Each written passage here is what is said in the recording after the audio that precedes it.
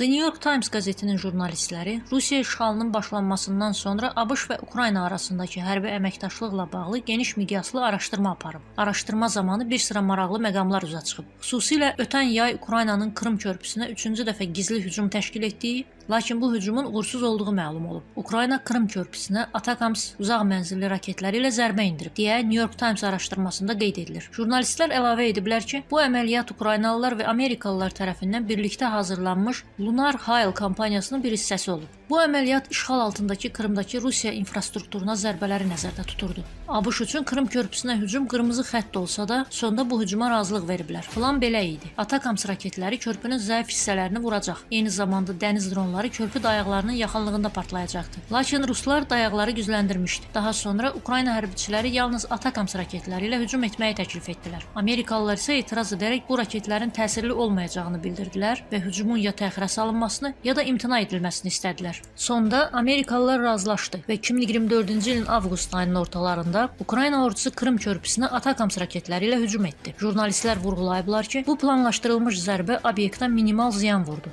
Uğursuz hücumdan sonra ABŞ hərbi rəsmilərindən biri belə bir şərh verib. Bəzən onların cəhd edib uğursuz olması lazımdır ki, bizim haqlı olduğumuzu görsünlər. New York Times əlavə edir ki, Lunar Hail əməliyyatı təkcə Krım körpüsünə hücumdan ibarət olmayıb. Rus döyüş gəmiləri, hərbi təyyarələri, komanda məntəqələri, silah anbarları və texniki obyektlərə də hücumlar təşkil edilib. Bu hücumlar uğurlu olub, çünki Rusiya obyektləri ya məhv edilib, ya da materikə köçürülüb. Ukrayna silahlı qüvvələri Krım körpüsünə artıq bir neçə dəfə vurub. İlk hücum 2022-ci ilin oktyabrında baş verib. Nəticədə yanacaq dolu vaqonlar yanmış, avtomobil yolunun iki hissəsi qismən çöküb. İkinci hücum 2023-cü ilin yayında həyata keçirilib. Bu zaman bir hissə tamamilə dağılıb, digər hissə isə zədələnib. 2024-cü ilin yayın əvvəlində isə Ukrayna kəşfiyyatının rəhbəri Kiril Budanov Atakams raketlərinin Krım körpüsünü tamamilə məhv edib edə bilməyəcəyi ilə bağlı suala cavab verib.